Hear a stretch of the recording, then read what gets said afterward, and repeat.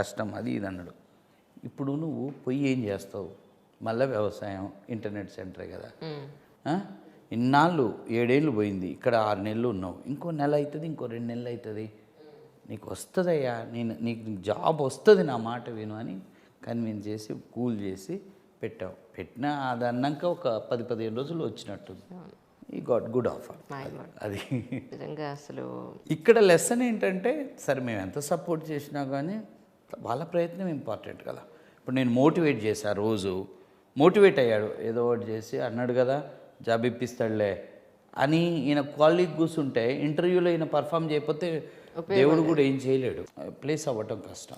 కానీ కంపెనీలు కూడా సార్ సిన్సియారిటీ ఉన్న వ్యక్తులు దొరకడం కూడా చాలా కష్టం ఈ రోజు. ప్రొఫైల్లో నేను ఫైనల్ ప్లేస్ అయిన కంపెనీలో నేను పర్సనల్గా మాట్లాడినప్పుడు నేను ఏం చెప్పానంటే, రూరల్ బ్యాక్గ్రౌండ్, కమ్యూనికేషన్ స్కిల్స్ డల్గా ఉన్నాయి, బట్ టెక్నికల్గా స్ట్రాంగ్ ఉండని